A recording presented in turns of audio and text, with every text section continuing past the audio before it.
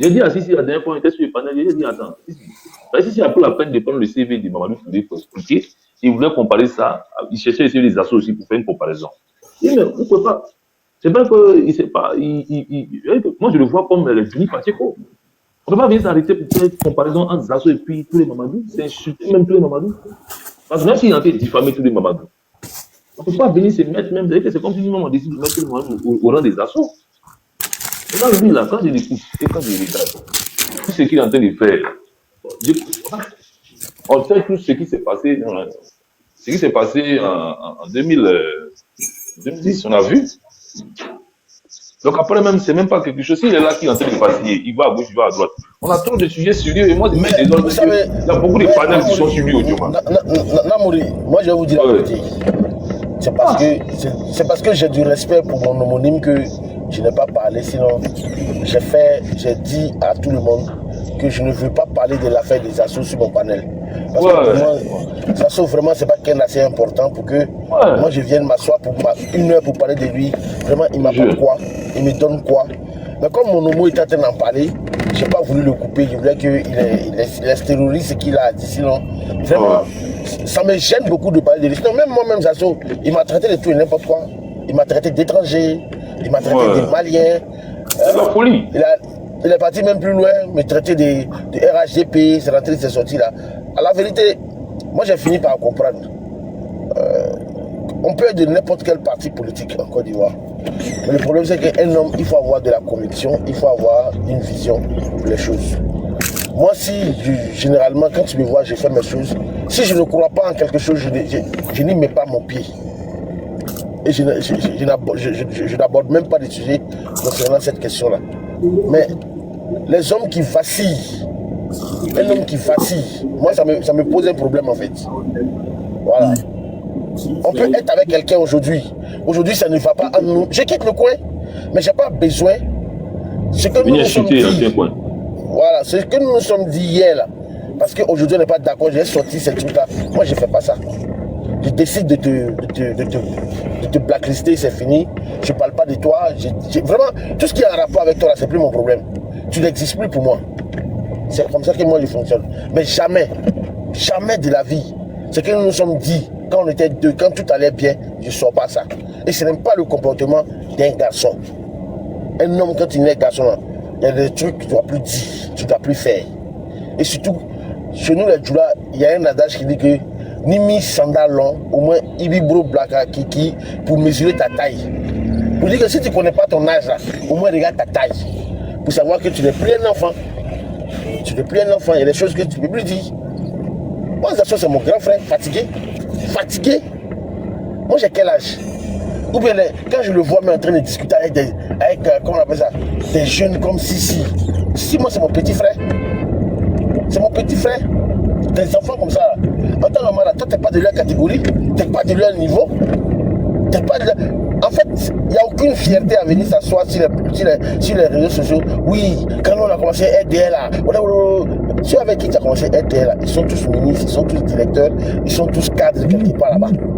Tiens, nous, les réseaux sociaux, là, c'est que vraiment, il y a un problème. Il y a un véritable problème. Voilà.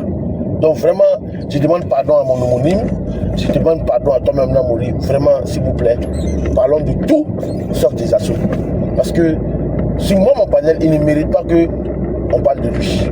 Vraiment, il ne mérite pas. Donc voilà un peu. Donc j'ai profité pour dire bonjour à mon grand frère Aïdé, un média, j'espère que vous allez bien et que vous passez une très très très très bonne journée. Bonjour très cher Daouda, je me porte comme un charme. Oh, c'est très bien ça, c'est très bien, c'est très bien. J'espère que c'est pareil chez toi. Ouais, c'est pareil, là je suis en route pour aller au bureau, tout et tout. Voilà.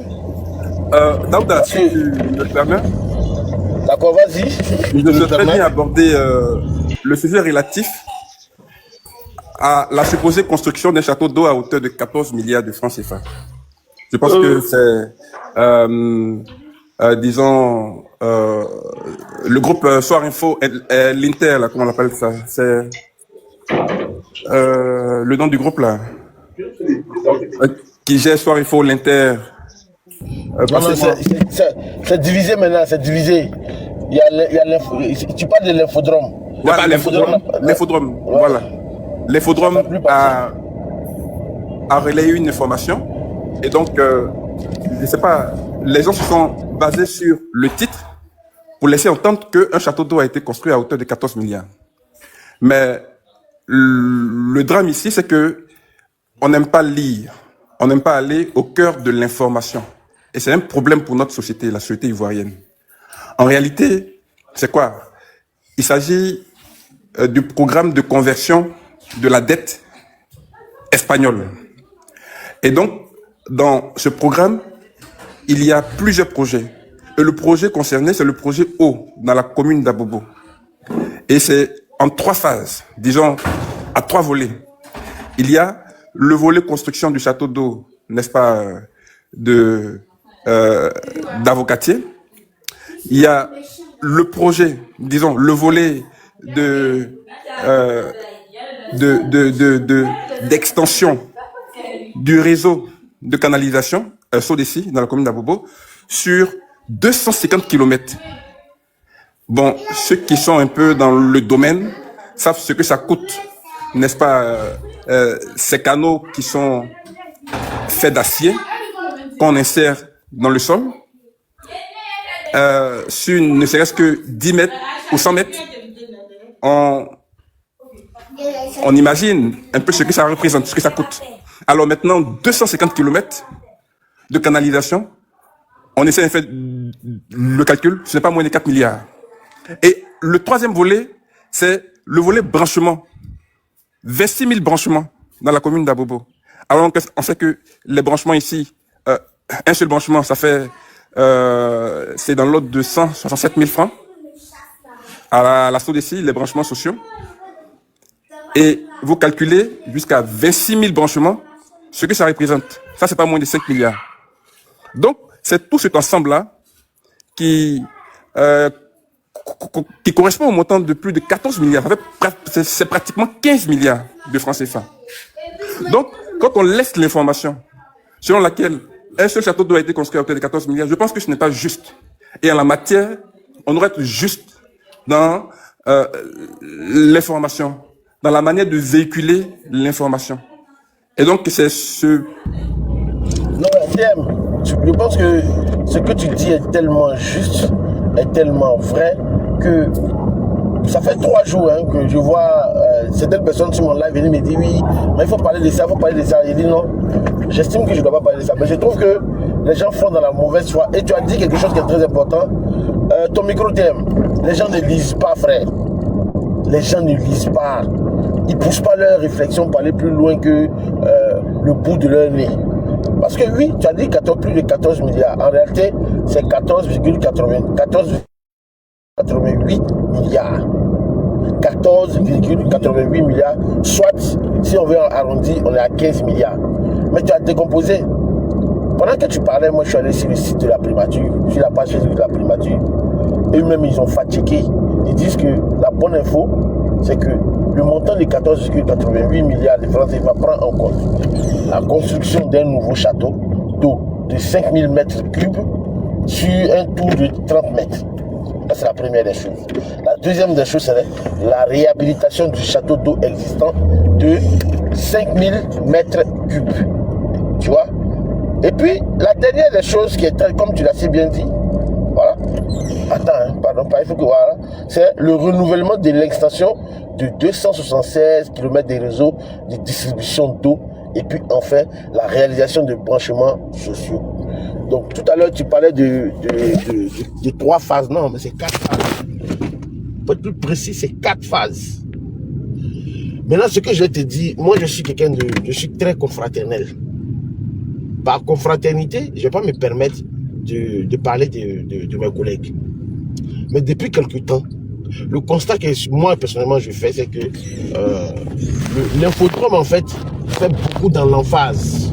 Merci beaucoup. Tu vois, ils font beaucoup dans l'emphase parce que ils sortent les propos des gens de leur contexte. C'est-à-dire qu'ils sont rentrés un peu dans une forme de sensationnalisme qui, je ne sais pas à quoi ça sert. Parce qu'on sait qu'actuellement, nous sommes dans une période tellement sensible. Donc, du coup, tout ce qui est sujet sensationnel là, ça prend. Les Ivoiriens sont devenus tellement émotifs. Quand ils voient certaines choses nettes, ils ne cherchent plus à vérifier, ils ne cherchent plus à recouper, ils tombent dans l'émotion automatiquement. Or, sortir les mots, quand une phrase ou un mot est sorti de son contexte, mais ça devient un prétexte. Et c'est ce que l'infodrome fait actuellement. Malheureusement, comme je le disais tout à l'heure, je ne peux pas aller pour parler comme quelqu'un en profondeur dans ce sujet-là. Parce que la personne qui est rédactrice en chef de ce média, je le connais personnellement, c'est un ami. Moi-même, je ne comprends pas. Je ne comprends pas pourquoi il fait ça. Moi-même, là, il a fait ça à quelqu'un dernièrement que je connais très bien. Mais j'étais choqué parce que à l'activité, et tiens-toi bien TM, mais à l'activité de cette information-là, de Château d'eau là, d'Abobo, mais ils ont été invités à l'activité. Ils y étaient. Mais pourquoi tu peux partir à une information et tu es incapable? Tu es incapable de donner la bonne info. Tu vois, c'est gênant, frère. C'est gênant. C'est gênant. On peut détester Alassane Ouattara. Franchement, on peut le détester. Je trouve que peut-être Alassane Ouattara est détestable. Je trouve que le RHGP est détestable. Je trouve que le gouvernement est détestable. Mais il faut apprendre à appeler un chat un chat. T'es un média. C'est ça notre plus grand problème en Côte d'Ivoire ici. On a un problème avec la franchise. On a un problème avec l'honnêteté. Moi, je le dis à tout le monde. Je fais du journalisme. Je suis journaliste. Mais dans le journalisme, il y a deux grandes écoles. Il y a l'école de ceux qui disent qu'il faut être objectif. Et puis, il y a l'école qui disent qu'il faut rester subjectif tout en restant honnête. C'est quoi il faut faire le distinguo entre les deux écoles. L'école de laquelle moi je me revendique, c'est l'école de la subjectivité honnête. Parce que je suis un être humain. Je sais que j'ai mes émotions, j'ai mon prisme, ma façon de voir les choses. Donc forcément, dans ma prise de décision, dès l'instant que je prends une décision, j'ai opéré un choix. Et ayant opéré ce choix-là, j'ai été subjectif. Mais mon devoir, c'est de rester honnête, de dire les faits tels qu'ils se sont produits et tels qu'ils se sont passés. Après, c'est mon commentaire. Personne ne m'intéresse d'avoir un commentaire. Mais souvent, sur notre place publique, les gens aiment venir s'asseoir. Oui, il faut être objectif. C'est de l'abus de langage. C'est un gros abus de langage pour dire sois objectif. L'objectivité là, il y a une seule personne qui peut être objective. C'est Dieu. Voilà, c'est Dieu. On te demande seulement d'être honnête. Sois sincère. Sois franc. Ce qui s'est passé, tu peux aimer Alassane Ouattara, tu peux aimer Arikona Bédié, tu peux aimer Thiam, tu peux aimer Gbagbo, tu peux aimer Soro. Mais quand quelque chose s'est passé, tu dois dire, voici ce qui s'est passé. Mais quand moi j'ai fini de dire voici ce qui s'est passé, voici ma position. Ce que je pense. Ça, c'est ton avis. Donc, il faut dissocier ton avis du récit de la chose. Donc, voici de façon ramassée ce que j'aimerais te dire sur ce sujet. Voilà. Merci beaucoup, TM Média, d'avoir attiré notre attention, voilà, sur cette question-là. Okay. Après toi, on va donner la parole aux autres et puis ils vont s'exprimer dessus. Donc du coup, je ne souhaiterais pas que le sujet du château d'eau soit le sujet, mais c'est le sujet même du traitement de l'information par, que ce soit les journalistes, que ce soit les acteurs des nouveaux médias. On traite mal l'information. Tout à l'heure, Parigo, en parlant, il a dit quelque chose. Aujourd'hui, les réseaux sociaux sont devenus le lieu par excellence de la délation. On fait de la délation, on fait de la diffamation sur les gens facilement. Facilement. Voilà. Donc, je te laisse parler et puis bon, après, on va se tourner la parole entre nous. D'accord. Je pense que, vous savez, c'est pour ça. Si vous avez remarqué ces derniers temps, parce que moi, j'ai toujours fait la politique sainement. Et ça fait, au moins, tu as dit quelque chose. Et ça, c'est la preuve que tu es un journaliste professionnel. Tu as dit qu'on ne parle pas pour faire plaisir aux gens. C'est à toi d'abord qu'il faut faire plaisir. Est-ce que toi, tu es conscient de ce que tu dis? Est-ce que tu es convaincu de ce que tu dis? Est-ce que ce que tu dis là est en harmonie avec ta conscience? Est-ce que tu es bien dans ta peau? Ça, c'est très important. Hein? Et donc, tu viens de me montrer ce matin, c'est pas parce que je suis sur ton panel, que tu es un journaliste professionnel. Parce que quand on communique pour les gens, c'est normal, on va droit dans le mur. Hein? Si tu vois la plupart des jeunes sur les réseaux sociaux sont devenus ce qu'ils sont là. c'est parce qu'ils communiquent pour les gens. Ils communiquent pour faire plaisir aux gens. Parce que la chose la plus fondamentale dans la vie, c'est la liberté de penser. Et c'est même constitutionnel. Nos pères fondateurs se sont battus pour la liberté d'opinion. Mais il se trouve aujourd'hui que, une fois que tu appartiens à un courant politique, les gens veulent ce qu'on appelle la pensée unique. Ils veulent décider ce que tu dois dire. Et nous, on parle depuis des années. Depuis des années, on parle. Il y en a, ils ne parlent jamais. Mais leur mission, c'est d'être en bas, c'est de nous enregistrer, c'est de prendre des jeux de mots. Il a dit ça. Souvent même, il y a des choses même, tu peux dire même sur la fatigue. La chose la plus difficile, c'est la communication. Hein. Tu vas aller voir quelqu'un, il est bardé de diplômes. Il a le meilleur diplôme du monde, mais il ne sait pas communiquer. Regardez l'actuel Premier ministre. Ce n'est pas une manière de me moquer de lui. Mais chaque fois quand il prend la parole, regarde le tollé que ça crée. Parce qu'il est intellectuel et dans son intellectualisme là, on n'a pas le même niveau d'intellectualisme. On n'a pas le même niveau de culture. On n'a pas le même niveau de compréhension. Or, c'était un grand intellectuel. Mais le peuple auquel il parle là, son niveau d'instruction, c'est-à-dire est trop élevé.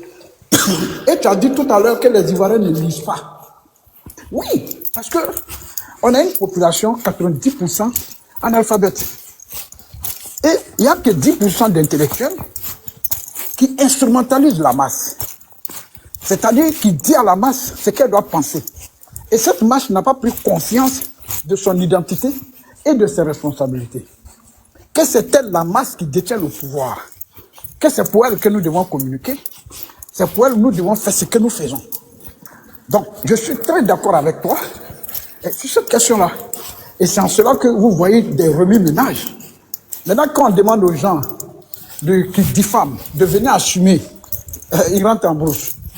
C'est là on va chercher à dire non, vous voyez comment, non, chercher à régler ça entre vous. Est-ce que vous comprenez?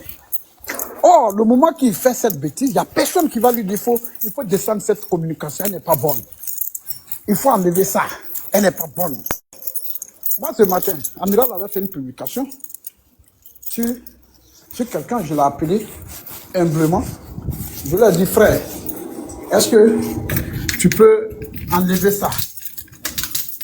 Okay? Et humblement, il m'a dit, ok, j'enlève par respect pour toi. Ce n'est pas la contrainte. Hein. Je ne l'ai pas obligé à enlever. Mais il m'a respecté. Mais il y en a aujourd'hui là. Tu ne peux même pas les parler. Tellement ils se divinisent. Donc la réalité aujourd'hui, c'est que cette affaire-là, telle que M. Haïdé vient d'expliquer intellectuellement. Mais j'ai vu tout à l'heure, Ostimor a fait une publication là-dessus. Oh les gars, regardez, le château qui a été construit à 14 milliards. Et quand Parigo va dire ça là, ils vont dire voilà, on vous a dit non. On vous a dit, lui là, il n'est pas clair. Voilà, lui là, il est là pour gâter notre communication. Lui là, non, il n'est pas clair, c'est un RADP, c'est un RDR. Voilà, depuis le début. Depuis le début. Voilà comment les gars ils font, comment ils se comportent. Et puis, on doit mentir sur quelqu'un. Toi, tu es au courant que ce n'est pas la vérité, que c'est le mensonge. Mais comme tu communiques pour eux, comme tu dois les faire plaisir, comme tu les dois, tu es obligé de faire comme eux. Et la différence entre eux et moi, c'est que moi, personne ne contrôle mon opinion. Je dis bien personne. Si quelqu'un devait contrôler mon opinion, c'est mon père et ma mère. Si quelqu'un devait contrôler mon opinion, c'est mon père et ma mère. Si quelqu'un devait me contrôler, c'est les personnes qui m'aiment et qui viennent au débat avec moi. Parce que tu ne me contrôles pas. On va à l'argumentaire et puis on essaie de se convaincre. Quand tu fais croire au peuple que le château là, d'eau là, a été construit à hauteur de 14 milliards. Alors que sur la gouvernance de Gbagbo ici, là, mais il y a eu des scandales. Il y a eu des scandales. L'affaire de Stéphane Kipré qui avait été rendue publique à un moment, tout le monde a vu. Mais est-ce qu'il a été poursuivi pour ça? Tous les régimes, tous les gens qui dirigent là, tout le monde traîne des casseroles.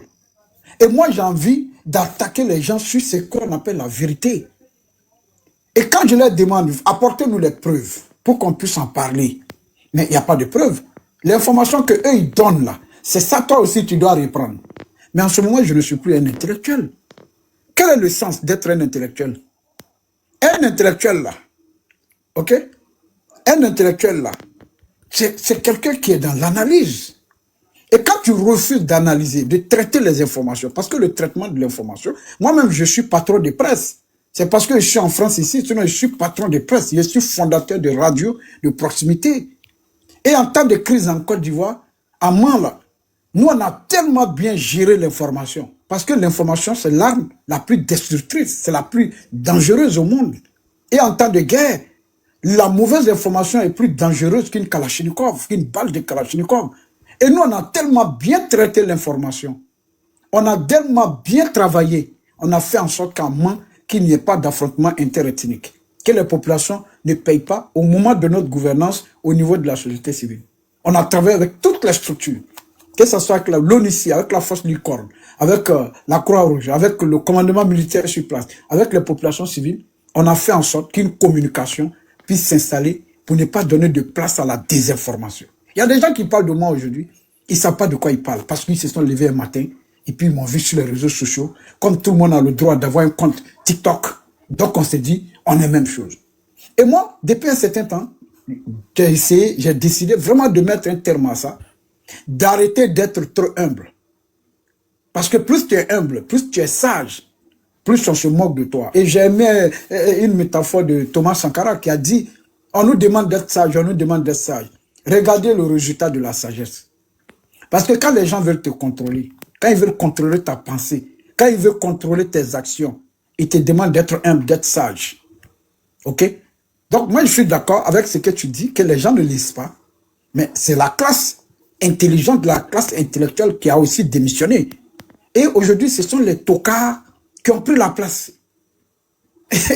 Hier, malheureusement, nous sommes sur le panel. Président, tu vas commencer à chuter pour qu'on donne la parole aux autres, ils vont s'exprimer aussi. Okay. Voilà. Est-ce que vous comprenez? Donc, c'est pour dire, quand tu parles, oui, il parle trop de lui, mais si on ne parle pas de nous, on va parler de qui? Si vous êtes dans la désinformation, et qu'est-ce que vous voulez? Qu'on se taise et qu'on vous laisse faire ce que vous avez à faire parce que vous avez un objectif, parce que vous êtes contre le régime. Moi, j'ai des arguments. Et les arguments qu'on a là, je vous invite au débat. Or, vous ne pouvez pas débattre avec moi. Vous ne pouvez pas. Même si on parle que 3 élections de 2025, là, vous ne pouvez pas débattre avec moi. Parce que j'ai des arguments et je sais de quoi je parle. Donc, je m'arrête là comme je ne suis pas seul. Merci. Merci beaucoup. Ayédé. Ayédé est là? Oui, bonjour. Bonjour, Daouda. Bonjour. Comment ça va? Bonjour, comment je vais bien chez toi? Ok, ben, bonjour au président, bonjour à tous sur le panel. Bon, moi, je vais juste donner quelques bonnes nouvelles d'Abidjan. Vous savez, actuellement, Abidjan, c'est la saison des pluies. Bon, les pluies se sont arrêtées depuis quelques jours. Ça nous a permis de pouvoir aller passer de très bons week-ends au Sahara. Bon, Daouda, il faut que tu y ailles. Franchement, il y a vraiment beaucoup de choses. Il y a des choses extraordinaires. Non, samedi, je serai là-bas. Voilà. Donc, ça va fermer le dimanche, le 1er. En tout cas, tous ceux qui sont à Abidjan, ce qui s'y passe est vraiment extraordinaire. Moi, j'ai surtout été impressionné par tous ces jeunes entrepreneurs, agripreneurs ivoiriens qui sont en train de construire l'agriculture de Côte d'Ivoire de demain. C'est-à-dire, c'est les jeunes qui utilisent des drones pour épandre les produits phytosanitaires, qui a permis de ramener le temps de traitement d'un hectare souvent de 1 jour à juste moins d'1 heure. C'est juste pour donner une idée en termes d'efficacité, ce que ça donne comme résultat. Et puis, c'est aussi des jeunes Ivoiriens qui ont réussi à créer des produits phytosanitaires 100% bio, qui vont préserver donc l'environnement. Et tout ça, c'est à saluer. Et franchement, quand on y va, on découvre un peu tous ces génies créateurs de ces jeunes-là qui aujourd'hui font tout pour transformer le produit agricole. On a mangé du pain de mil, on a mangé tellement de produits, des gâteaux, on n'a pas fini, des jus, de tous ces fruits-là qu'on retrouve sur tous les 322 000 km² de la Côte d'Ivoire. C'est extraordinaire. Ça, c'était le côté agriculture. Il y a aussi le côté élevage. Alors, j'étais vraiment surpris de savoir qu'il y a beaucoup de jeunes Ivoiriens qui ont des fermes où ils font du lait, avec souvent des vaches qui sont venues d'Europe. Il y avait des vaches de Hollande, des vaches d'Allemagne et tout ça. Des grosses bêtes, mais vraiment, c'est extraordinaire. Alors, c'est vraiment le moment de prendre des contacts, et bien sûr, pour tout ce qui concerne les animaux, les moutons, vous savez, la tabaski arrive. Alors, j'étais quand même surpris de voir aussi là-bas beaucoup de jeunes Ivoiriens qui ont des fermes. J'ai discuté avec un qui dit qu'il a sa ferme à Iré. alors qui offre des prix qui sont vraiment imbattables. Et je pense que c'est ce changement-là qui est en train de venir, que l'État, que nous tous, on doit continuer à soutenir, permettre à des jeunes Ivoiriens de prendre la relève par rapport à la fourniture de viande qui vient, comme vous le savez, essentiellement des pays de l'AES. Et aujourd'hui, il faut que des jeunes Ivoiriens prennent la main, qu'ils prennent la relève comme c'est en train de se faire, pour que demain, on soit autosuffisant, qu'on soit capable de produire la viande, les poulets, tout ce dont on a besoin localement. Et franchement, kudos à pour cette initiative d'abord du Sahara. Pour la petite histoire, le Sahara existe depuis 1997, c'est du temps du président Bédier. Et c'est vraiment aujourd'hui devenu un rendez-vous incontournable pour la Côte d'Ivoire et toute l'Afrique. Le pays invité cette année, c'est la Chine, qui a déployé mais vraiment toute sa puissance. Hein. Je veux dire, vous allez voir, ils ont des projets, ils sont capables de vous faire des usines clés en main pour n'importe quoi, tous les types de produits que vous voulez, que ça soit dans le cajou, que ça soit le coton, quel que soit. Mais vraiment, je suis arrivé là-bas, j'étais complètement bluffé. Sans oublier au niveau de l'ANAGED, et je tiens à les saluer, tout le gros travail qu'ils sont en train de faire pour lutter contre la pollution plastique et tout ça. Alors, là-bas aussi, il y a de grosses initiatives, il y a des capacités de transformer le plastique et tout ça. Franchement, quand on y va, j'ai pas vu les 5 heures passer. J'ai pas vraiment vu les 5 heures que j'ai passées là-bas. C'était vraiment extraordinaire. Et j'invite vraiment tous les Ivoiriens qui sont à Abidjan, des différents tours. Il y a beaucoup de choses à voir. Alors, le deuxième événement, bien sûr, c'est les assemblées générales de la BAD, comme vous savez, qui ont commencé depuis hier et qui vont se poursuivre jusqu'à vendredi. Il y a plus de 6000 participants qui sont venus du monde entier, de tous les pays africains et bien sûr du reste du monde. Comme vous savez, l'actionnariat de la BAD, c'est pas seulement les Africains, c'est aussi les autres pays, les États-Unis, le Japon, l'Europe et j'en passe.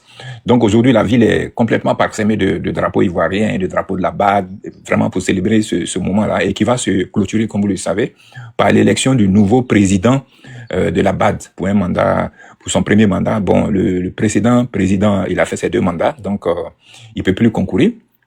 Donc c'est un nouveau président ou une présidente parce qu'il y a quand même 5 candidats et puis il y a une candidate parmi la Sud-Africaine qui est aussi candidate. On espère que d'ici vendredi, on saura qui va diriger donc cette importante institution, la Banque africaine de développement, pour les 5 ans à venir. Donc voilà un peu. Moi, je vais surtout mettre l'accent sur vraiment ces événements-là qui se passent en Côte d'Ivoire et qui doivent être portés à la connaissance de tout le monde. Et une fois de plus, la Côte d'Ivoire est le centre du continent africain avec cette assemblée générale. Et c'est à l'honneur de notre beau pays, la Côte d'Ivoire, qui est visité par beaucoup de monde. Et ils sont tous impressionnés par les progrès que la Côte d'Ivoire a réalisés au cours de ces dernières années, en termes d'infrastructures hôtelières, en termes d'infrastructures routières, mais vraiment, même en termes de sécurité, en termes de capacité à organiser des grands événements. Vous l'avez vu, la Coupe d'Afrique des Nations et beaucoup d'autres événements comme ceux-là qui s'y tiennent actuellement. Donc voilà un peu ce que je tenais à partager avec vous comme information depuis ma base ici à Abidjan. Merci. Ouais. Ouais, donc ça c'est Lui, il est venu changer le sujet, mais carrément. C'est pas mauvais. On va donner la chair de poule, hein. S'il vous plaît, On va donner la chair de poule, c'est qu'il a fait là. C'est très important parce que moi-même, chaque année, je participe au salon de l'agriculture. Il a donné des informations. Par exemple, les drones qui font choses sanitaires. J'ai le contact de ça aussi. Voilà, j'ai le réseau de ça. Il y a plein de choses. C'est pourquoi je me bats aussi très fort pour pouvoir rentrer en Côte d'Ivoire et puis faire l'agriculture parce que j'ai toujours été dans ce domaine-là. Et donc, ça, c'est des informations très importantes qu'il a données. Il y a plusieurs technologies aujourd'hui qui ont été développées côté agricole qui peuvent aider. Et je pense que, comme vous voyez, moi, dans mon évolution, voilà, je travaille sur un projet. Voilà, on ne doit pas seulement faire la politique tout le temps. Voilà, il y a une innovation que nous, on va apporter. Et puis, on n'est pas obligé d'être au pouvoir, d'être dans les instances même de décision pour pouvoir faire de grandes choses. Et on peut, comme on a toujours fait par le passé, susciter l'intérêt auprès des populations. Et donc, moi, je vous félicite pour toutes ces informations importantes que vous mettez à notre disposition. Merci. Ouais, JP, bonjour, comment tu vas? Bonjour mon vieux. Ça va, JP? J'espère que chez toi aussi. Ouais, ça va, ça va. Je pense que tu as écouté plus ou moins tout le monde. Quelle est l'avis que tu donnes sur tout ça? Moi, je vais saluer aussi mes co-panélistes. Bonjour, chers messieurs.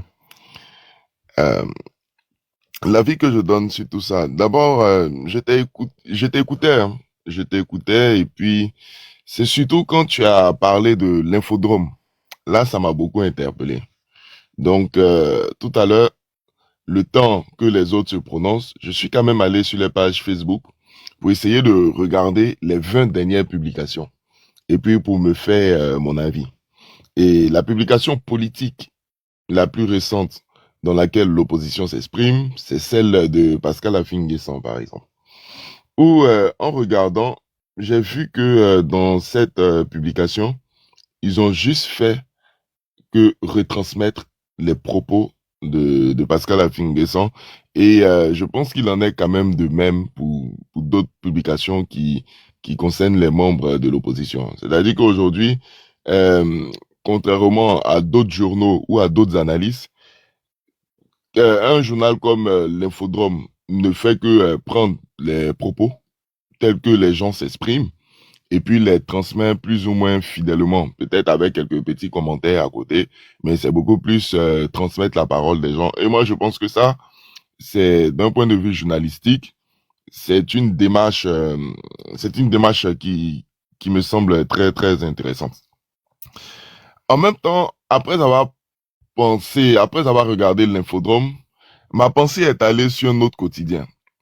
Parce que Daouda, dans tes qualificatifs, tu as dit qu'ils sont beaucoup dans le sensationnel, que toi-même tu ne comprends pas leurs publications récemment, etc. Et je suis très curieux aussi de savoir, autant tu t'es donné le droit d'apprécier l'Infodrome, je suis très curieux de savoir quelle pourrait être ton appréciation sur le journal L'Avenir, par exemple, en termes de sensationnel et en termes, bon, tu as dit tu crois pas en l'objectivité, mais en termes de sujets traités et de sensationnel. Tu penses qu'ils sont moins dans le sensationnel, un journal comme L'Avenir, ils sont moins dans le sensationnel, ils sont beaucoup plus, ils ont une démarche beaucoup plus intellectuelle, beaucoup plus scientifique, ou bien ils sont plus tendancieux et sensationnels? Bon, très rapidement, pour répondre à ta question, moi je ne lis pas les journaux comme de la manière que l'Ivoirien lambda va lire la presse, en fait, tu vois. Le problème avec l'Infodrome, JP, moi je travaille au ministère de la fonction publique. Je suis administrateur de la communication. C'est ça ma fonction. Et ce qui se passe, c'est que dernièrement, lors de la grève des enseignants avec l'État, tout et tout, où ils voulaient débrayer tout et tout, la ministre, lors de la montée du drapeau, elle a dit que la grève des enseignants était une grève qui était légitime, tout et tout, mais qu'il était important que pour que cette grève-là puisse se faire, il faut que ça se fasse à un cadre bien réglementé, il faut qu'on puisse se comprendre. L'Infodrome a sorti les propos de la ministre de son contexte, en publiant que, par exemple, ils ont dit que la ministre dit, puisque des jours avant, il y avait eu un bras de fer entre eux, ils ont prétexté qu'en fait, la dame, elle était en train de reculer. Du genre, elle a baissé sa culotte. Oh, c'était pas ça. JP, c'est de l'emphase. C'est pas bon. Deuxième chose, moi, je sais que l'Infodrome, quand ils écrivent, je vais aller lire le texte. Je sais que dans le texte, au fond du texte, là, dans le contenu, là, ils vont faire le vrai récit. Mais le titre qui est mis, l'appel de titre qui est fait, c'est en bon français, comment on appelle ça, chez vous en France, quand les prostituées, voilà, c'est du racolage qu'ils font. Ils font du racolage. Et le racolage, là, c'est pas bon. Maintenant, tu me parles de L'Avenir. Franchement, L'Avenir, ce n'est pas un journal que je lis beaucoup, honnêtement. Ce n'est pas un journal que je lis. Et généralement, je n'ai pas envie de citer beaucoup de journaux. Je te l'ai dit, avant que tu n'arrives, si tu m'as bien entendu, j'ai dit, par confraternité, je ne veux pas aller loin dans le sujet. Parce que mon confrère qui écrit ça, je peux l'appeler, lui parler. Je n'ai pas besoin de venir sur un panel pour venir le descendre, pour venir faire ci, pour venir faire ça. Parce que moi-même, là, qui suis ici, je ne suis pas exemple de reproche. Moi aussi, là, j'ai mes défauts, j'ai mes failles, tout et tout. Donc, je n'aimerais pas qu'un confrère vienne s'asseoir sur la place publique pour chercher à me descendre. Ça ne me plairait pas. Voilà. Mais je ne suis pas dans la comparaison. Parce que l'Infodrome, c'était un journal qui était hyper, je te dis ça clairement, c'est un journal qui, en son temps, était très suivi pour son impartialité, pour son indépendance. Mais aujourd'hui, quand tu lis, et quand tu regardes celui qui est assis, parce qu'en Côte d'Ivoire, c'est pour ça que ça marche. Tu lis, tu regardes celui qui est assis là-bas, et puis tu essaies de voir où il est en train de partir. C'est la 3e ou la 4e fois que moi, Daouda Coulibaly, personnellement, je les prends en flagrant délit d'emphase. On a besoin de quelque chose qui est bon. Mais L'Avenir, moi, je ne suis pas un journal que j'ai dit. Parce que je sais que tu veux faire référence à Yacouba Doumbia. Voilà, moi je suis pas dans ça. Quand je me réveille le matin, il y a les journaux que je lis. Mais ce que l'infodrome a fait là, c'est pas bon. On ne fait pas ça. En fait, c'est une fake news. C'est un sujet qui est sorti de son contexte et ce n'est pas bon. Voilà. Parce qu'aujourd'hui, l'autre était là. Quand tu vois les oxymores venir s'asseoir, ah, le gouvernement, ils ont fait un château d'eau 14 milliards. Mais c'est pas ça l'information. C'est pas ça l'information. L'information, c'est que le château doit coûter 14,88 milliards. C'est ça l'information. L'information, c'est qu'il y a 4 phases qui rentrent en ligne de compte. C'est ça qu'il faut expliquer aux gens. Il ne faut pas mentir aux gens. Il ne faut pas donner des demi-vérités. Moitié des vérités, là, c'est mensonge. Si je m'arrête là. Voilà. D'accord. Donc, en tout cas, merci Daouda pour ta précision. Après, personnellement, les grèves, de ce que je pense, hein, les grèves des enseignants, là, à un moment donné, c'est-à-dire en amont, quand ça commençait, on a vu des interdictions de grève. On a vu des épées Damoclès qui étaient levées contre certains enseignants en disant que vous pourriez être licencié, vous pourriez être renvoyé si jamais vous grèvez.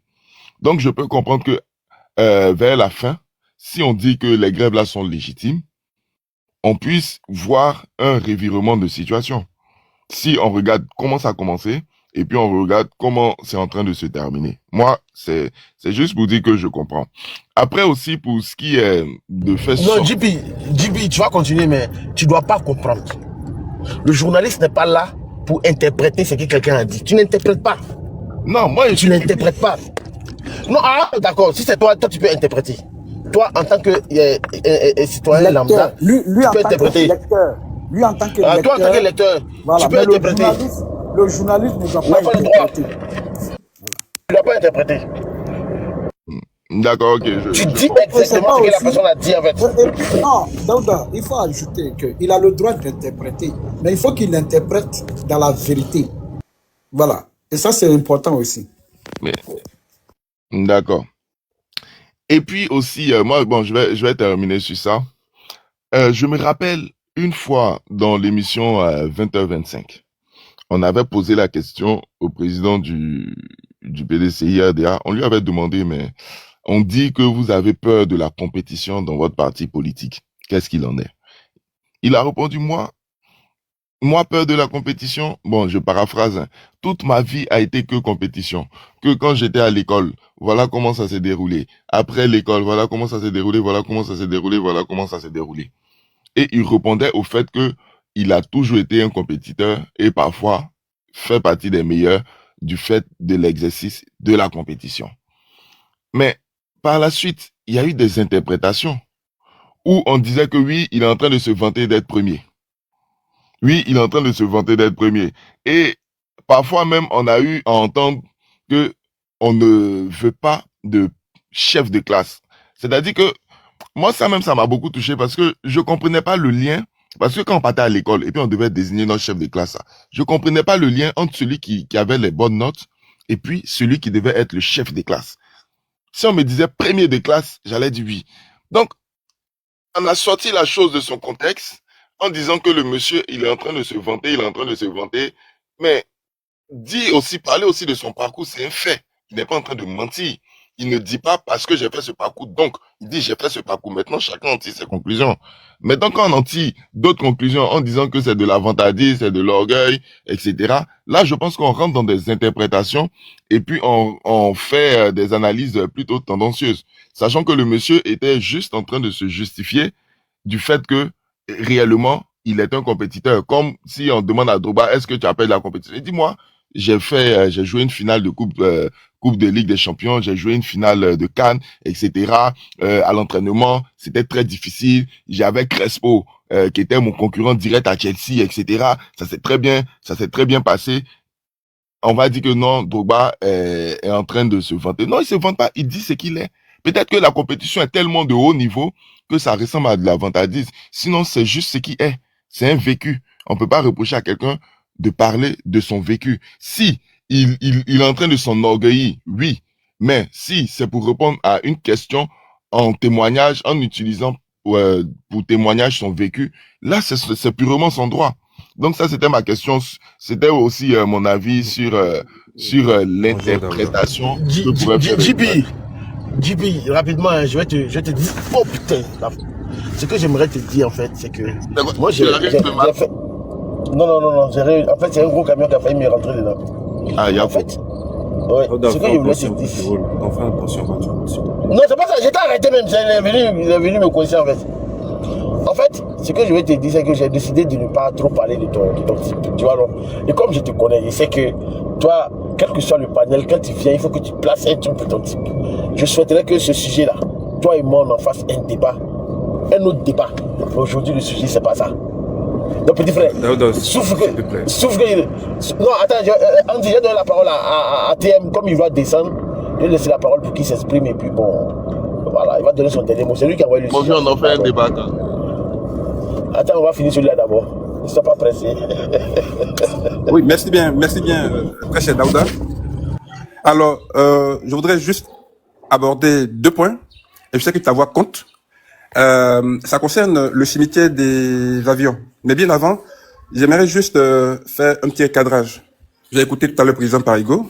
C'est quelqu'un que je suis très bien pour ses analyses pertinentes et pointueuses. Alors, mais il y a... on court le risque de déférer dans une sorte d'amalgame qui peut constituer le terreau de l'imaginaire de l'Ivoirien, ou l'imaginaire collectif. Alors, ça concerne la question de l'intellectualisme. Il faut comprendre que parfois, on pense à tort que l'instruit est forcément intellectuel, mais alors que c'est 2 notions totalement distinctes. On peut avoir un bagage intellectuel, un background assez élevé, mais ne pas être intellectuel. Le président Parigo a dit tout à l'heure que l'intellectuel, c'est celui qui a la capacité d'analyse, celui qui use son intellect pour analyser, pour réfléchir sur les problèmes fondamentaux de la société. C'est juste, c'est parfait. Mais il y a certains qui sont analphabètes ou disons qui sont analphabètes ou illettrés, mais qui ne savent pas que en usant de leur capacité d'analyse, en usant de leur intellect, ils sont de ce fait des intellectuels. Voilà. L'analphabète, c'est celui qui n'a jamais fait les bancs. Donc, il n'a jamais fait les bancs, il ne s'est jamais assis dans une salle de classe. Et puis, l'illettré, c'est celui qui a fait les bancs, mais il ne sait toujours pas, il ne maîtrise pas les bases de l'écriture, du calcul, il est encore limité. Mais pourtant, parmi eux, il y a certains, dans les villages, qui savent user de leur capacité d'intellect, d'analyse, pour les problèmes fonciers, les problèmes de terre, même les problèmes politiques. De ce fait-là, on peut dire qu'ils sont intellectuels. Mais il y a des instruits qui ont un bagage élevé, qui n'ont aucune capacité d'analyse sur les problèmes de la société. Donc, de ce fait-là, ils sont instruits, mais ils ne sont pas intellectuels. Donc, je voulais juste faire cette parenthèse pour étayer le propos de le commentaire du président Parigo. Maintenant, Daouda, tu es quelqu'un qui est bien suivi et ta voix porte. Je voudrais que on puisse attirer l'attention sur la question du cimetière des avions, qui est situé dans la commune de Sangon. Là-bas, les avions sont laissés pour compte, mais alors que par derrière, il y a toute une histoire qu'on peut écrire, et cela peut apporter, peut glaner davantage de ressources financières pour l'économie touristique. J'ai pris le cas, par exemple, de l'avion Electra. C'est un DC-10 qui est là-bas, qui repose là-bas. Mais cet avion-là, est-ce que beaucoup ici en Côte d'Ivoire savent que c'est cet avion qui a transporté les pèlerins en 2003? C'est-à-dire quelques mois après le début de la crise armée en Côte d'Ivoire, en 2003. Ceux qui ont été transportés pour faire le pèlerinage. Il y a eu 700 pèlerins en cette année-là, en début d'année 2003. Et ça a commencé depuis le 21 janvier et ça s'est terminé, je sais pas, le 8 mars. C'est cet avion qui est là-bas, qui repose là-bas. En fait, il y a eu un problème entre la structure qui a eu le marché qui a été, disons, confié aux organisations islamiques. Et cette structure-là, puisque en ce moment, il n'y avait pas Air Afrique, il n'y avait pas aussi, disons, Ethiopia Airlines. Disons, Ethiopia Airlines existait, il y avait Miami East Airlines, la compagnie des Libanais, mais il avait cessé momentanément la destination Côte d'Ivoire du fait de la crise armée. C'était un peu risqué. Et donc, l'agence de voyage a pris attache avec Mali Airways. Et donc, c'est Mali Airways qui a vu la compagnie grecque, disons, Electra Airlines, à ne pas confondre avec Electra Airways, qui est plutôt récente. Electra Airlines a existé entre 2000 et 2003, et après, elle a fermé boutique en juin 2003. Et donc, le problème, c'est que cet avion-là à la suite de la plainte de l'agence de voyage contre Mali Airways, puisque Mali Airways les a grugés, Mali Airways, n'est-ce pas, les a arnaqués, ils n'ont pas respecté les clauses de la convention du partenariat qui les liait, et donc quand l'avion a déposé les derniers pèlerins le 8 mars 2003, l'avion a été cloué au sol. Voilà, en ce moment c'est le procureur Timo Raymond. Et donc il y a un huissier qui est venu et puis bon voilà, il a laissé instruction au commandant de voler. L'avion est resté cloué au sol. C'est cet avion-là aujourd'hui qu'on retrouve, n'est-ce pas, au cimetière des avions Electra. Donc je pense que par derrière tout ça, on peut écrire toute une histoire pour pousser, n'est-ce pas, les visiteurs vers la destination Côte d'Ivoire. On ne doit pas laisser ces avions-là pour compte. Et il y a des personnes qui sont là. La Côte d'Ivoire a formé de brillants intellectuels, des historiens qui sont capables d'écrire une histoire pour chaque appareil. Et je pense que c'est important. Il y a beaucoup de pèlerins aujourd'hui qui ne savent pas que c'est cet avion-là qui est là, c'est dans cet avion qu'ils sont montés à bord en 2003 et qui reposent au cimetière des avions. Ils ont leurs enfants qui sont là. Et donc, ça peut créer, imaginez un peu ce que ça peut créer par derrière. Donc, je pense que, Daouda, si ce message peut être transmis au ministère du Tourisme pour que quelque chose soit fait et que le site soit véritablement aménagé. Merci, c'est ce que j'avais à dire sur ce point. Merci beaucoup, mon très cher frère RTM Média. Je pense qu'on va se faire tous forts de relayer ce message-là. Peut-être même que d'aller d'abord visiter, comprendre ce qui s'y passe et puis, bon, si possible, voir dans la mesure du possible comment nous pouvons faire la promotion de ce nouveau lieu touristique. Voilà. Andy Dado, tu es là, tu viens de monter, tu veux prendre la parole. Bonjour Daouda, bonjour mon frère, bonjour la majesté, bonjour président Pareco, bonjour président national, JP, enfin Haïdé. Je vous salue dans le respect et dans toute la sympathie que je vous apporte. J'ai écouté le frère JP par rapport à ses propos. Franchement, nous qui sommes peut-être loin du pays, on n'a pas l'habitude de voir des informations concernant l'actualité des journaux, mais au moins on est plutôt capté par rapport à ce qui se passe dans notre pays. Et c'est tout intérêt pour nous de se concentrer sur la vie de la nation, même étant à l'extérieur. J'aimerais apporter un éclaircissement par rapport au frère JP qui a eu des propos concernant son mentor. Vous voyez, quand on dit Thiam a peur de la compétition, mais ça a été prouvé face au dernier congrès du PDCI-RDA. Un congrès qui a été organisé, qui n'a même pas laissé le choix à d'autres candidats de se préparer concernant les dossiers, concernant toutes les paperasses pour déposer les candidatures. On a vu comment vous avez malmené cette organisation et comment vous avez relégué Thiam à la tête, tout simplement pour empêcher d'autres de pouvoir déposer les candidatures pour compétir à cette élection de votre parti. C'est la raison pour laquelle on dit Thiam a peur de la compétition. Parce que Thiam encore une Andy, je vais t'arrêter parce que... Bon, c'est pas le sujet. Personnellement, c'est pas le sujet. Je voulais juste le cadrer, c'est tout. Voilà, je ne veux même pas qu'on parle de Thiam. En fait, je suis en train de partir un peu vers un blackout sur Thiam, personnellement. Ouais, je vois. Donc je ne souhaite pas parler de Thiam. Voilà. Je suis dans tes propos, je suis tout à fait d'accord parce que ça sert à rien de parler de quelqu'un qui n'est pas candidat.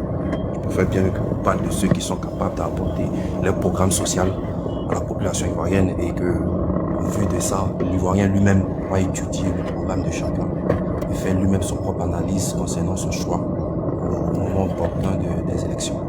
Mais suite à ça, Daouda, je te remercie pour ton panel parce qu'au moins on a eu, quel que soit notre bord politique, on arrive à monter et s'exprimer. C'est là vraiment, ça nous permet à nous de nous dégager concernant les ressentis que nous avons, bien l'analyse politique qui concerne notre pays. Et moi, je suis tout à fait d'accord avec ton panel. C'est pour ça que j'ai l'habitude de monter. Mais suite à ça, j'aimerais dire ici que tout financement concernant le bien-être de la population, elle est à saluer. Après, il y a d'autres de faire des analyses concernant le financement. On parle de 14 milliards ici, on parle de 30 milliards. Mais est-ce que ces gens-là connaissent vraiment le coût d'un projet? Parce qu'un projet, il y a le début et il y a la finition du projet. On peut commencer, on peut analyser un projet du début, mais il peut avoir des perturbations concernant certaines pratiques ou bien certains aboutissements du projet. Et là-dessus, quand on parle de 14 milliards, il y a d'autres qui sont étonnés. Pourquoi on fait un projet à 14 milliards? D'autres même comparent le projet même à ce qu'Assimi Goïta a fait au Mali et au Mali. Au Burkina Faso, c'est qu'Ibrahim Traoré a fait au Burkina Faso qui a coûté 6 milliards pour une société d'industrie. Mais moi, je pense que l'analyse que vous devez faire en plus de ça, vous devez voir l'aboutissement et le début du projet. Comment le projet a commencé et comment se fait-il que ce projet coûte 14 milliards et non 6 milliards. Parce que aujourd'hui, la politique en Côte d'Ivoire, dès qu'on entame un projet, d'autres sont tout de suite cool là-dessus sur le projet et essayent de saboter ce projet-là. Concernant, parce que c'est le président Ouattara qui fait le projet ou parce que c'est le RHDP qui a fait le projet. Donc, on est dans une forme de boycott bashing. Mais ce boycott bashing que vous faites là, mais demandez à cette population-là si elle participe à votre politique, à vous de boycotter tout ce que entame le gouvernement. Mais non. Parce que aujourd'hui, c'est des gens qui ont attendu 10 ans, 20 ans, 30 ans même d'autres pour avoir ces gens seulement que de l'eau potable dans les régions ou bien dans les quartiers. Aujourd'hui, c'est chose faite. Vous croyez que ces gens-là vont venir se mettre sur la toile pour dire que non, on va boycotter parce que ça coûtait 14 milliards? Au nombre d'années qu'ils ont attendu pour d'autres qui étaient de 30 ans, d'autres qui étaient de 14 ans. Aujourd'hui, ils voient ce projet-là se réaliser dans leurs communes ou même dans les quartiers. Vous pensez que eux, ils vont boycotter carrément tout ce que le gouvernement fait pour eux? Mais non. Pour eux-mêmes, au contraire, même ça a salué. Ils s'en foutent même du financement que ça peut coûter. Mais seulement que le bien-être qui a été chez eux aujourd'hui, qui vient d'arriver chez eux aujourd'hui, eux, ils saluent ce bien-être-là. Moi, je pense que la politique, c'est d'apporter un plus au peuple et non de critiquer ce qu'on apporte au peuple. Parce que tout en faisant cette politique-là, on doit faire très attention. Parce que le jour où vous allez arriver au pouvoir et que vous allez faire les mêmes pratiques que l'opposition aussi va vous critiquer, je pense bien que vous serez là à pleurer ou bien à dire non, mais dans ce passé, vous avez fait ça, vous avez fait ça. Non, moi, la politique, c'est pas ça. La politique, on travaille pour améliorer les conditions de vie de nos populations. Et si on n'est pas capable d'améliorer les conditions de vie de nos populations, ça sert à rien de faire la politique. Ça sert à rien. À saluer ce qui est à saluer, à critiquer ce qui est à critiquer. Je vous remercie, Daouda. Merci beaucoup, Andy. JP, j'ai vu ta réponse dans les commentaires. Non, on n'en parlera pas parce que j'ai... Non, j'ai entendu ce que tu as dit. On n'a pas besoin de... Il était juste en train de te... Au fait, quand tu as pris la parole, j'ai dit tant mieux. Parce que si tu le laissais, c'est comme si tu autorisais aussi qu'on réponde. Oui. Moi, avant même que je le vois, même là, je commence à répondre parce que... Tu l'as remis un peu à sa place, je pense que c'est... Non, je ne l'ai pas remis à... C'est pas... Comment... Je me suis mal dit, c'est pas le sujet, c'est pas le sujet. Voilà, au fait, tu devais... Au fait, la place... J'ai ressenti le débat. JP, arrête de parler, c'est bon. C'est comme toi, tu as sorti le sujet et Daouda t'a remis à ta place. C'est pareil pour moi. Il a pris un cas d'exemple. Le sujet, c'était la... Donc, je peux parler. Oui, bien sûr, Namori, tu peux parler. JP et puis Andy se cherchent. Donc, on va les fuir, on va partir vers toi. Namori, mais lui-même, il cherche depuis. Donc, moi, non, moi, tu ne cherches pas. Hein. Toi, c'est tu cherches. Écoute, moi, pour revenir au sujet, hein, je suis en train de regarder 2-3 choses. En réalité, bon, je suis d'accord avec les parties. Hein. Je sais plus qui parlait d'intellectuel et d'instruction. L'intellectuel doit tout faire pour être honnête, sinon ça ne sert à rien. Il doit beaucoup dans la vie quand tu n'as pas la sagesse, quelque chose que tu t'instruis. Je pense qu'il y a une notion de sagesse et de bonne foi qu'il faut pouvoir inculquer à l'ensemble de l'élite ivoirienne. On a des docteurs. Il y a un jeune que j'ai bien aimé et dont j'ai bien aimé l'intervention sur NTI 6060 lorsque Ali Darasouba a reçu les jeunes. Il disait que on avait un éminent professeur en histoire et un économiste de renom sur le plan mondial avec un grand autre économiste qui a même été président de la République de ce pays, qui a occupé les plus hautes fonctions sur le plan diplomatique et autres, qui étaient réunis là, mais quand même on a eu une crise en 2010. Donc ça veut dire que au-delà de tout, c'est toute l'instruction qu'on peut avoir au niveau de toute la formation, toute l'instruction qu'on peut avoir, toutes les qualités professionnelles qu'on peut avoir ne peut pas être en train de combler le fait qu'il faut être assez sage, honnête, et puis de faire les choses dans le sens vraiment altruiste, on va dire, d'une certaine façon. Donc ça, c'est un. Maintenant, pour revenir au sujet de la presse. Naturellement, moi, la liberté de la presse aujourd'hui, quand on regarde, c'est un couteau à double tranchant parce que Il y a le côté où effectivement les gens peuvent s'exprimer, peuvent commenter tous les faits d'actualité, mais à ce côté-là aussi où certains peuvent chercher à rentrer dans la manipulation. Ça peut être volontairement comme ça peut être sans le savoir, en pensant bien faire.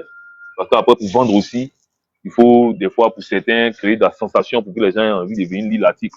Mais dans nos états là, comme l'autre a dit aussi, il y a beaucoup qui ne lisent pas. Donc, il y a des typologues qui seulement vont venir juste regarder le titre et vont s'amuser à faire découler de ce titre-là toutes sortes d'interprétations en tirant justement la couverture vers eux-mêmes. Donc ça aussi, c'est à prendre en compte. Mais la bonne foi des journalistes et des maisons de presse de faire de la sensibilisation pour que les journalistes et les maisons de presse soient beaucoup plus responsables, ça ne suffit pas forcément. Je pense que il faut être en train aussi de mettre des mécanismes qui vont permettre de contenir tout ça. Donc, aujourd'hui, en Côte d'Ivoire, le cadre légal qui est créé permet en tout cas de contenir tout ça. De sorte à ce que quand quelqu'un se rend coupable de fake, il est automatiquement sous le coup de la loi.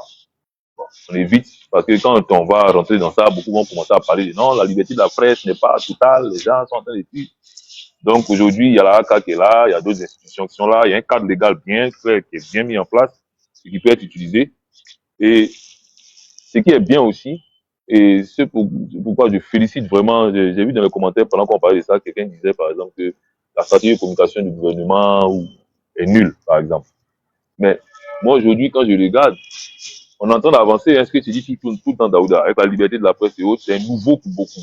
Les partis d'opposition eux-mêmes sont en train de fuir cette liberté de presse là parce que ça met à nu tout leur raisonnement. Mais au fur et à mesure qu'on avance, regardez, on arrive à gérer un pays aujourd'hui avec les réseaux sociaux. Ça met la barre haute. Ça met la pression. Parce que aujourd'hui, voilà, on est là, on est en train de parler, on débriefe sur toute l'actualité. Il y a les 14 milliards, ça n'a pas fait long feu. Automatiquement, là, tac, tac, tac, c'est bouclé. On sait déjà exactement la source de l'information. Tout le monde peut y aller et puis on commence à déconstruire ce qui est fake. Mais aujourd'hui, avec les réseaux sociaux, gouverner un pays avec les réseaux sociaux, je pense qu'il n'y a pas plus démocratique que ça, hein, sans restriction. Les gens peuvent venir aujourd'hui, prendre juste une photo d'un gros trou qu'ils ont vu sur la route. Un Ivoirien peut prendre cette photo d'un gros trou qu'il a vu sur l'axe, je sais pas, n'importe quel axe, et venir se plaindre de ce que le travail n'est pas fait. Parce que normalement, le ministère des infrastructures routières, des infrastructures devait être en train de gérer ce cas-là, et voilà ce que ça crée à la population, voilà des agréments qui sont subis et autres. Et tout le pays va s'en rendre compte. Tout le pays va voir que le ministre n'est pas en train, ou le responsable, l'agir, ou qu'il ne sait pas, whatever, n'est pas en train de faire le job qu'il doit faire. Il peut avoir un incident quelque part. Les gens ont juste filmé, balancé ça sur les réseaux. Ça devient viral. Donc, aujourd'hui, on est dans un pays qui est géré avec une liberté d'expression, une liberté d'action, une liberté de, je sais pas. Et ça, c'est tout bénef. Mais dans ça, comme je dis, le couteau à double tranchant, c'est d'éviter que les gens soient dans la manipulation. Et que nous tous, on soit responsables. On appelle tout le monde à être beaucoup plus responsable. Tu peux avoir ton camp, tu peux avoir ton parti, mais au moins l'information reste l'information, comme Daouda l'a dit. Et par derrière maintenant, cette information-là, comme tu es politicien, tu peux partir prendre ça et puis essayer de changer, essayer de critiquer ça d'une certaine manière. Mais au moins l'information, c'est pas la travestion des fakes. Et je salue vraiment cet effort qui a été fait parce que sinon, on allait carrément dans la merde. Avec l'IA, l'intelligence artificielle qui est en train de venir là, on allait dans la merde. Ça va être très difficile d'être en train de contrecarrer des fakes. Vous avez vu ce qui s'est passé avec le Burkina, où on montre même des artistes américains qui sont allés chanter gloire à Ibrahim Traoré. Vous avez vu ce qui s'est passé avec l'avalanche de fake news qui a envahi les pays anglophones, où on disait qu'il y avait coup d'État en Côte d'Ivoire, avec des images, avec plein de choses. Donc, aujourd'hui, vraiment, on arrive à gérer cela, mais la seule chose qui nous revient, c'est vraiment que nos médias, nos maisons de presse, avec cette liberté de l'espace audiovisuel qui arrive, que les gens soient beaucoup plus responsables et que le cadre légal soit beaucoup plus renforcé. Voilà, moi c'est ce que je voulais dire sur ça, quoi. Et vraiment, je remercie encore Aïdé parce que ces informations-là m'ont donné la chair d'épaule. Vraiment, ça m'a donné la chair d'épaule avec toutes ces avancées qu'il a félicité. C'est de ça qu'on doit être. C'est la Côte d'Ivoire d'aujourd'hui. C'est ça qu'on est en train de parler. Voilà, l'Assemblée de la base, je ne sais pas si mais le retour de la base, c'est fait quand? On était dans un pays qui était défiguré. Aujourd'hui, dans la base d'Haïti, on fait les assemblées. Et là-bas, on a réalisé des grandes performances en multipliant par 3 son fonds, son capital. Il n'y a pas 4 même, je ne sais plus. Et on parle du Sahara avec des innovations de jeunes Ivoiriens, des agriculteurs. En fait, c'est de ça qui doit s'agir en Côte d'Ivoire. C'est de ça qu'on doit tenter de parler. Les débats sur comment faire pour faire en sorte que l'agriculture qu'on a, qui est mécanique, est de dur labeur soit beaucoup plus facile, avec des innovations bien intéressantes. Pour chuter, je suis pas dire tout fait pour ne pas parler de politique, hein, je survoler tout. Pour chuter, je voulais dire, rappelons-nous, pour parler de la presse, le rôle qu'a joué là, il y a une radio là, j'ai oublié le nom, au Rwanda. D'ailleurs, montrer la force destructrice que la presse peut avoir. On peut être de tous les partis qu'on veut. On peut être en train de soutenir qui on veut.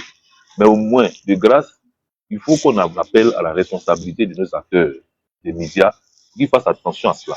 Même la RTI, avant 2010, là, c'était une chaîne à grande propagande. C'est là-bas qu'on a vu cœur descendre dans sauce graine. C'est là-bas qu'on a vu nuages descendre du ciel avec des propos bizarres. Aujourd'hui, Dieu merci, on élève le niveau. Et quand quelqu'un veut sortir de ces rangs-là, la responsabilité des uns et des autres, c'est de fustiger cette personne parce qu'il va à l'encontre de l'équilibre social. Et il risque de nous entraîner dans une certaine crise. J'ai vu les podromes, je n'ai pas compris. C'était mon frère et ami Assoumou qui était rédacteur en chef là-bas. Daouda, tu connais le nouveau rédacteur. Je ne sais pas c'est quoi, mais quand même, donc, à essayer de se voir. Voilà. Sinon, vraiment, c'est un peu difficile. Bon, voilà ce que j'ai tout fait pour survoler, hein. Pas rentrer dans le politique. Comme Daouda l'a souhaité.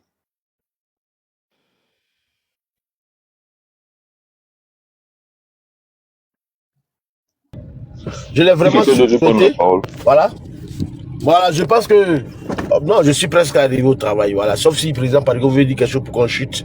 Voilà, je suis déjà presque arrivé au travail. Dès que je rentre au bureau, il m'a réuni en même temps.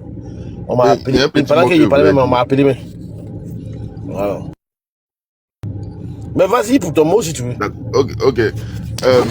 Pour la question du château d'eau qui est à 14 milliards. Tout à l'heure, quand on disait que oui, les gens doivent aller chercher. Excuse-moi, Djibi. Pardon, faut plus faire ces genres de commentaires là, pardon. On entend parler ici, tu vas ce que j'ai dit dans le panel. On sera à mon idée. Oh, il était taquine. Non, faut pas faire ça. Il a compris, pardon, excuse-moi. Il a supprimé. Non, laisse, faut pas supprimer, mais faut pas. De toute façon, il ne peut pas supprimer. Ouais, d'accord, donc tu dis, non, tu veux mettre dans quoi? Non, faut pas faire ça, pardon, s'il te plaît. Non, t'inquiète. Quand tu mets des interventions à zone. Il a compris, pardon. Donc, il disait que tout à l'heure, on a dit que pour la question du château à 14 milliards, c'est plutôt aux gens d'aller chercher à comprendre la phase 1, la phase 2, la phase 3. Moi, je pense que c'est le contraire. Parce que les différents ministères, les différentes directions, les différentes institutions, les grandes entreprises et tout ça, elles ont quand même des services de communication. Et lorsque vous allez annoncer qu'un château d'eau va coûter un peu plus de 14 milliards, il y a forcément des gens qui vont se poser des questions. Donc, le travail d'un communicant qui travaille dans un ministère ou dans une société publique, c'est de pouvoir quand même anticiper sur la question En fait, JP, moi je vais te dire, le problème là, c'est que peut-être que tu n'as pas suivi le début. L'infodrome était là-bas. Quand ils étaient en train de faire la cérémonie là, ils étaient là-bas. Tout a été expliqué. Mais tu t'es pas posé une question? Pourquoi dans tous les médias qui étaient là-bas, là, c'est eux seuls qui ont fait ça? Pourquoi? L'explication, c'est pas quelque chose qui est caché. Tout le monde savait. La personne qui est venue annoncer là, il a tout expliqué. Il y a 4 phases. Il y a la construction, il y a la réhabilitation. Et puis, ils doivent traverser 267 km de route, de tuyauterie. En plus de ça encore, ils doivent faire les branchements sociaux. Mais ils ont tout expliqué. Il n'y avait rien de caché. C'est pourquoi il dit que le gars, j'ai pas envie d'aller plus loin que ça, mais je trouve que le gars, il a fait un peu de manip. C'est pas propre. Voilà. Ce que tu dis là, tu n'as pas tort, mais le gars, il a fait du faux. Ça se fait pas. Il faut tout dire. Après, tu vois, aujourd'hui là, moi j'ai une autre dynamique. Moi, je peux parler d'un sujet. Tu comprends? Mais si je parle du sujet là, je donne d'abord la vérité du sujet. Quand j'ai fini de donner la vérité du sujet, après je te donne mon avis. Si je dois parler d'une activité concernant le parti que tu aimes, tu et tout, je te donnerai les faits, tel que c'est écrit, tel que ça a été dit. Tu vois? Maintenant, après, j'ai mon avis personnel sur l'équation de la personne, du parti. Tu vois? C'est de ça qu'on parle. Il n'y a pas de problème en la matière, frère. je ne sais pas si tu comprends bien ce que j'essaie de dire. Non, non, j'ai bien compris. J'ai bien compris. Voilà. Tu as le droit, en tant que journaliste, tu as le droit d'avoir une opinion. Hein. Tu as le droit d'avoir une opinion. Mais il ne faudrait pas que, quand tu es en train de relater les faits là, que tu traversisses les faits. Voilà. Hier, par exemple, Guillaume a déclaré qu'il sera candidat pour le PDCI. Bon, c'est mon dernier mot. Hein. C'est quoi ton avis là-dessus? Honnêtement, je l'ai vu. Honnêtement, Daouda, je l'ai vu en live. Je suis passé, il n'est même pas écouté. Bon, et puis il dit qu'il sera candidat pour le PDCI. Bon, moi je pense que c'est irréaliste. Aujourd'hui, à l'heure actuelle, là, c'est irréaliste. C'est pas possible. C'est-à-dire, même si on doit recommencer une convention, et puis lui il vient se proposer, et puis il y a quelqu'un d'autre qui vient se proposer, et puis le président Dylan Tam n'est pas candidat, il ne pourra pas gagner parce que l'effet tous contre Bion là, lui sera très préjudiciable. Bon, vous ne pouvez pas le faire tous comme Bion, vous devez être tous pour le PDCI. Non, quand je te dis tous contre Bion, c'est en réponse parce qu'aujourd'hui, beaucoup de gens l'accusent d'être derrière les affaires judiciaires et tout ça. Pourquoi? À cause de sa proximité avec Madame Yabo. Proximité même qui a été témoignée lors de plusieurs meetings où elle était assise juste à sa gauche. Non, moi, je suis pas d'accord. Non, je dis pas que c'est ce que je pense. Hein. Je dis voilà ce que les gens pensent. Ils ne doivent pas penser ça parce que... Je n'ai pas dit c'est ce que je pense. Je dis voilà ce que les gens pensent. Et à cause de ça, on lui attribue pas mal de choses, d'attaques. Même quand tu as la communication des journalistes, des picotiers et tout ça, quand ils étaient sur TikTok, 90% de leurs paroles c'était non, tiens ceci, non, tiens cela. Ils n'ont même pas parlé de Bion. Donc, arrivé à un certain moment donné, les gens se disent que lui, c'est un adversaire. Et il faut le traiter en tant que tel. Moi, j'ai bien compris.